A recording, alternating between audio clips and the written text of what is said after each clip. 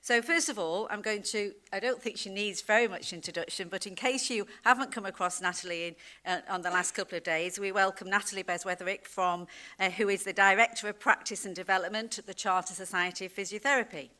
And her directorate provides expert advice and services to members and external stakeholders covering the breadth of practice of the profession, including research, education and clinical practice.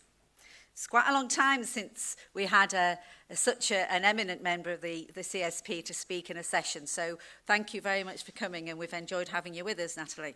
So first of all, I'd like to welcome Natalie.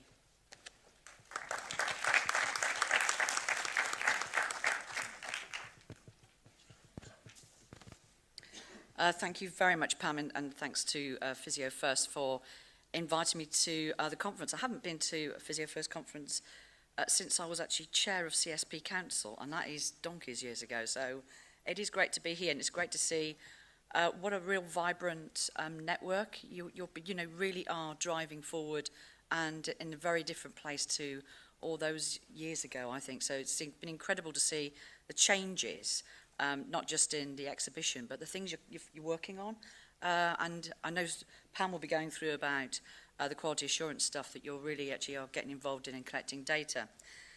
I'm going to be talking about sort of outcome measures, and I just wanted to start off. Can everybody put their hand up if you're using outcome measures? Well, I think I might just sit down then.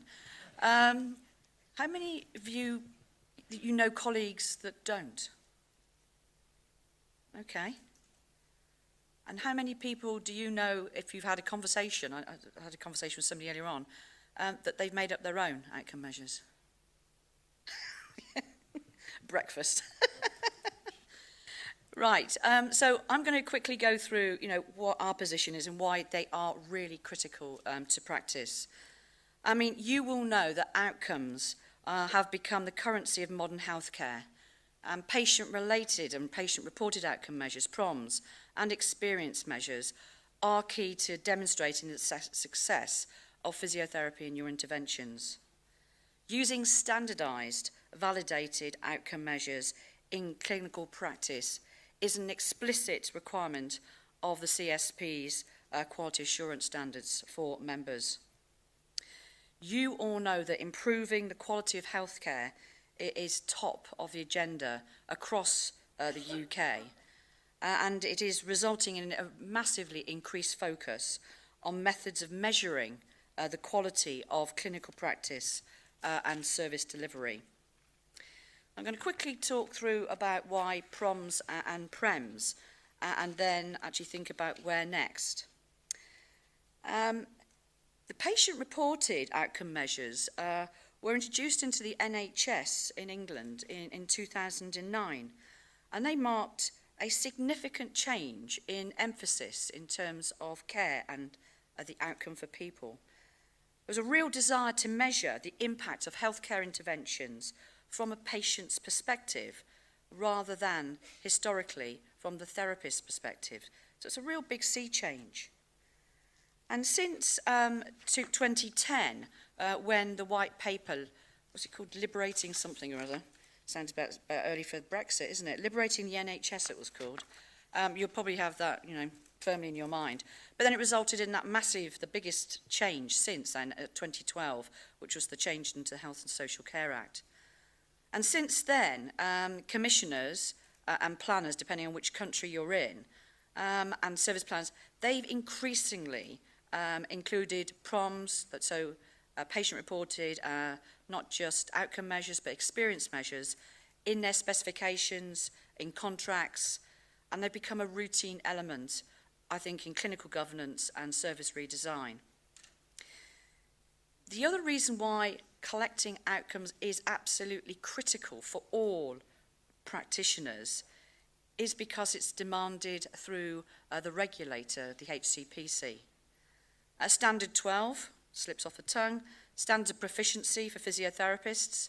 It says that all registrant physiotherapists must be able to assure the quality of their practice. And that includes the collection of data to demonstrate the outcomes that you've actually delivered in terms of all your interventions. It is really important stuff. So both PROMs and PREMs play a vital role in enabling physiotherapy services to demonstrate their effectiveness, their cost effectiveness, and their impact on healthcare. There's quite a few examples of PROMs that you'll be familiar with. The first one is the EQ5D that quite a few people do use, not just in MSK practice, but right across practice. It's a generic patient-reported outcome measure and quality of life. It was developed in Netherlands by Euroqual, and it is applicable for almost all conditions, so long as the patient is able to actually report. So they aren't applicable to children, and they're not really used in mental health where people are unable to make a judgment. Many of you will be aware it's a simple measure which patients complete at the beginning before their first treatments and at the end. It's got 5 dimensions. That's why it used to be called EQ5D, and 5L at the end of it. 5 levels, including health, mobility, ability to self-care, ability to undertake ordinary usual activities, pain and discomfort, anxiety and depression. There are some disease-specific PROMs that you may be familiar with. The most recent one that I'm aware of is the one that was developed by Arthritis Research UK with Keele and Oxford universities, and it's called the MSK-HQ Health Questionnaire. That is available if you're actually working in NHS for free, but if you are working in commercial areas, you have to actually apply for license to Oxford, and I have got the details if anybody wants that later. Again, it's a very short questionnaire that allows people with MSK conditions to report their symptoms and quality of life in a standardised way. It focuses on aspects of health and not specific diseases, and this one covers pain, mood, dexterity, self-efficacy, fatigue, and mobility. So you can see there's actually quite a similarity between the two, but one is very much MSK focused, and the other one is for almost everything else. There are a range of PREMs as well, and these are there can be 2 types of patient questionnaire, normally either functional and relational. The functional questionnaires normally ask the patient about practical issues like, could you park your car? With the nice magazines in the waiting room, and how long did you wait? And then relational questionnaires ask the patient about the experience of the treatment relationship that they had. For example, did they feel that they were listened to? Did they feel that the therapist understood them?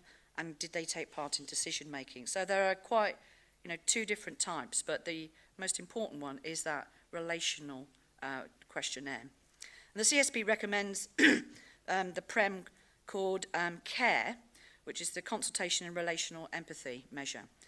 But other PREMs are also available. So the most important thing for you to do, wherever you're practicing, whether you're in a group practice or on your own, is to collect outcome measures.